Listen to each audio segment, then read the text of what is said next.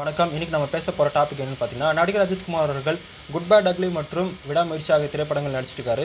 இப்போ விடாமுயற்சி படத்தோட ஷூட்டிங் முடிஞ்சிட்டதாகவும் அந்த படத்தோட போஸ்ட் ப்ரொடக்ஷன் வேலைகள் நடைபெற்று வருவதாக தெரிய வந்திருக்கு. இப்போ குட் பேட் அக்லி படத்தோட போஸ்ட் ப்ரொடக்ஷன் வேலைகள் ஸ்டார்ட் பண்ண போகிறாங்க. ஸோ இப்போ ஷூட்டிங் முடிஞ்சதுக்கப்புறம் அந்த படத்தோட போஸ்ட் ப்ரொடக்ஷன் வேலைகள் ஸ்டார்ட் பண்ணிட்டு இந்த படம் வருகின்ற பொங்கல் பண்டிகையை முன்னிட்டு ரிலீஸ் பண்ண போகிறதா தெரிய வந்திருக்கு. அதே நேரத்தில் பார்த்தீங்கன்னா விடாமுயற்சி படம் எதனால இந்த அளவுக்கு காலதாமதம் ஆச்சுன்னு சொல்லிட்டு அந்த படத்தில் ஒர்க் பண்ண ஸ்டண்ட் மாஸ்டர் பார்த்தீங்கன்னா ஒரு இன்டர்வியூவில் சொல்லியிருப்பாரு. அதாவது ஆஜர்பைஜான் அப்படிங்கிற ஒரு பகுதியில் பார்த்தீங்கன்னா ஷூட்டிங் நடைபெற்றுச்சு. அங்கே தட்பவெப்பநிலை மாறி மாறி வந்துட்டே இருந்த காரணத்தினால அங்கே ஷூட்டிங் ஒழுங்காக நடத்த முடியாத காரணத்தினால தான் படத்தோட ஷூட்டிங் தள்ளி போச்சு அப்படின்னு சொல்லிட்டு அவர் விளக்கம் கொடுத்துருப்பாரு. நம்மளோட அஜித் அவர்கள் தற்பொழுது குட் பேட் அக்லி திரைப்படத்தில் நடிச்சிருக்காரு. இந்த படத்தில் நம்ம அஜித் அவர்களுக்கு ஜோடியாக பார்த்தீங்கன்னா நம்ம திரிஷா அவர்கள் நடிக்கிறாங்க. விடாமுயற்சி படத்திலும் பார்த்தீங்கன்னா திரிஷா அவர்கள் தான் ஜோடியாக நடிச்சிருப்பாங்க. ஆக்சுவலாக பார்த்தீங்கன்னா குட் பேட் அக்லி திரைப்படத்தில் நம்மளுடைய தேவ்ஸ்ரீ பிரசாந்த் அவர்கள் இசையமைக்க வேண்டியது சில காரணங்களால் தேவ்ஸ்ரீ பிரசாந்த் அவர்கள் அந்த படத்தை விலகிட்டார். ஸோ இப்போ அஜித் அவர்கள் பார்த்தீங்கன்னா இந்த குட் பேட் அக்லி மற்றும் விடாமுயற்சி 2 படத்தையுமே முடிச்சுட்டு அடுத்து பார்த்தீங்கன்னா சிறுத்தை சிவா அவர்களோட டைரக்ஷன் நடிக்க போகிறதா தெரிய வந்திருக்கு. இது எந்த அளவுக்கு உண்மை அப்படின்னு சொல்லிட்டு எந்த ஒரு அதிகாரப்பூர்வமான தகவலும் வெளியாகலை. இப்போதைக்கு பார்த்தீங்கன்னா இதை பற்றின ஒரு டாக் போயிட்டு இருக்குது. இப்போ ரீசெண்டாக பார்த்தீங்கன்னா அஜித் அவர்கள் திரைப்படங்கள் நடிச்சுட்டே பார்த்தீங்கன்னா கார் பந்தயத்தில் கலந்துக்கிட்டதா நமக்கு ஒரு நியூஸ் வந்திருக்கு. ஸோ கார் பந்தயத்தில் அவர் கலந்துக்க போகிறாரு. இந்தியன் மோட்டார் சர்வீஸ் பார்த்தீங்கன்னா இதுக்கான ஒரு விஷயத்தையும் வெளியிட்டிருக்கிறாங்க. வருகின்ற 27ஆம் தேதி பார்த்தீங்கன்னா அஜித் அவர்கள் அதுக்கான பயிற்சி வேலைகள் ஸ்டார்ட் பண்ண போகிறதா தெரிய வந்திருக்கு. ஸோ அஜித் அவர்கள் பார்த்தீங்கன்னா தன்னுடைய சினிமாவை எந்த அளவுக்கு நேசிக்கிறாரோ அதே நேரத்தில் கார் பந்தயம் மற்றும் பைக் ரேஸை ரொம்ப நேசிப்பார். ஸோ அந்த வகையில் பார்க்கும்போது அவருடைய கரியரோட ஸ்டார்டிங் டைமில் பார்த்தீங்கன்னா 2000 காலகட்டத்திலே பார்த்தீங்கன்னா அவர் படங்கள் நடிக்கிறதுலையும் தாண்டி பார்த்தீங்கன்னா பைக் ரேஸ்லையும் கார் ரேஸ்லையும் கலந்துப்பார். இது நிறைய தயாரிப்பாளருக்கு பிடிக்காமல் போச்சு. ஸோ ஆக்சுவலாக பார்த்தீங்கன்னா அட்டகாசம் படம் நினைக்கிறேன். அந்த படத்தோட டைமில் பார்த்தீங்கன்னா அவர் கார் ரேஸில் கலந்துக்கூடாது அப்படின்னு சொல்லிட்டு ப்ரொடியூசர் கவுன்சிலிருந்து அவருக்கு நிறைய பிரச்சனைகள் கொடுத்தாங்க.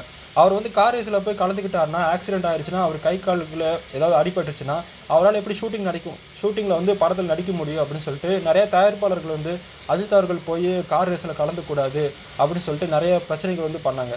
அதுக்கு பதிலடி கொடுக்குற மாதிரியே அட்டகாசம் படத்திலே ஒரு பாடலை வச்சிருப்பாரு. இமயமலையில் என் கொடி பறந்தால் உனக்கு என்ன அப்படின்னு சொல்லிட்டு ஒரு பாடலை வச்சிருப்பாரு. அந்த பாடலை பார்த்தீங்கன்னா நிறைய விஷயங்கள் ஷேர் பண்ணியிருப்பாரு. நான் கார் ரேஸில் கலந்துக்கிறது என்னோட தனிப்பட்ட விஷயம், அது பிரச்சனை, அதை பற்றி உங்களுக்கு என்ன அப்படின்னு சொல்லிட்டு அதுக்கு ஒரு பதிலடி கொடுத்துருப்பாரு. எனக்குமே அஜித் அவர்கள் எந்த ஒரு விஷயத்துமே ஸ்ட்ரைட் ஃபார்வர்டாக சொல்கிறவர் தான் அவருடைய ஒரு தனி ஒரு ஸ்டைல்னு சொல்லலாம். ஸோ அந்த வகையில் பார்க்கும்போது அவருடைய படங்களே பார்த்தீங்கன்னா அவருடைய போட்டியாளரை இமிடேட் பண்ணுற மாதிரி நம்மளுடைய விஜய் அவர்களை இமிடேட் பண்ணுற மாதிரி நிறைய வசனங்கள் வச்சுருப்பாரு. ஸோ விஜய் அவர்கள் பார்த்தீங்கன்னா வாழ்க்கைங்கிறது ஒரு வட்டண்டா அப்படின்னு சொல்லுவார். அஜித் அவர்கள் பார்த்தீங்கன்னா அதுக்கு ஏற்ற மாதிரி என் வாழ்க்கையோ வட்டமோ சதுரமோ கிடையாது, என் வாழ்க்கை ஒரே நேர்கோடு தான் அப்படின்னு சொல்லிட்டு அதுக்கு ஒரு ஆப்போசிட்டாக ஒரு டைலாக் சொல்லுவார்.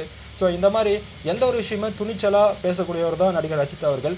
ஸோ அது மட்டும் இல்லாமல் அவருடைய படங்கள்லேயே பார்த்தீங்கன்னா வித்தியாசமான ஒரு கதாபாத்திரங்களை தேர்ந்தெடுத்து நடிக்கிறதா அஜித் அவர்கள். அவருடைய சிட்டிசன் படமாகட்டும், அதுக்கப்புறம் பார்த்தா நம்மளுடைய முகவரி திரைப்படமாகட்டும், அந்த படத்தில் ஒரு இளைஞரை எந்த அளவுக்கு ஒரு கஷ்டப்பட்டு மியூசிக் டைரக்டர் ஆகணும் ட்ரை பண்ணுறான், அதில் அவன் எப்படி சாதிக்கிறான் அப்படிங்கிறத ரொம்ப அற்புதமாக நடிச்சிருப்பாரு. அதில் பார்த்தீங்கன்னா ஃபீலிங் பண்ணுற மாதிரி ரொம்ப ஃபீல் பண்ணி நடிக்கிற மாதிரியான கேரக்டரில் தான் நடிச்சிருப்பாரு. நிறைய இடத்துல பார்த்தீங்கன்னா அஜித் அவர்கள் தன்னுடைய சூப்பரான பர்ஃபார்மன்ஸ் பார்த்தீங்கன்னா வெளிப்படுத்தியிருப்பார். ஸோ அந்த வகையில் பார்த்தீங்கன்னா அஜித் அவர்களுடைய ஒரு பெஸ்ட் கரியர் அச்சீவ்மெண்ட் மூவின்னு பார்த்தீங்கன்னா அவருடைய சிட்டிசன் படம் சொல்லலாம். அதுக்கடுத்து வரலாறு, அதுக்கடுத்து பார்த்தீங்கன்னா அவருடைய முகவரி திரைப்படங்கள் இந்த மாதிரி நிறைய திரைப்படங்களும் சொல்லிட்டே போகலாம். இப்போ அவர் நடிப்பில் அதிக ஆர்வம் காட்டாரு வைங்களேன், அவர் தான் பார்த்தீங்கன்னா அடுத்த ஒரு பெரிய அவருக்கான மார்க்கெட் அப்படிங்கிறது இருக்குது. ஸோ விஜய் அவர்கள் இப்போ அரசியலுக்கு போயிட்டார். இப்போ அஜித் அவர்கள் பார்த்தீங்கன்னா தன்னுடைய அதிகமான நடிப்பு நடிப்பு திறமையை காட்டி அவர் படங்கள் அதிகமாக நடித்தாருன்னா கண்டிப்பாக அவர் ஒரு பெரிய இடத்துக்கு வரதுக்கான வாய்ப்புகள் அதிகமாக இருக்குது. ஸோ இதை எப்படி இருக்குன்னு சொல்லிட்டு மறக்காமல் கமெண்ட் பாக்ஸில் கமெண்ட் பண்ணுங்கள். நாளைக்கு இதே மாதிரி சூப்பரான டாப்பிக்கில் அவங்களை சந்திக்கும் வரை அதுவரை உங்களிடம் இந்த விடைபெறுவது நான் உங்கள் விஜய் துரைசாமி. பாய்.